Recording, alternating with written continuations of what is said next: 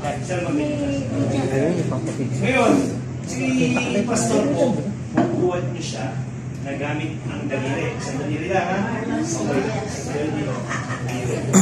Sige po, bubuhat niyo siya. Ganyan lang. Ganyan. Angel na rin, ha? Tawag na. Sige po. Tapos may po, nagiging.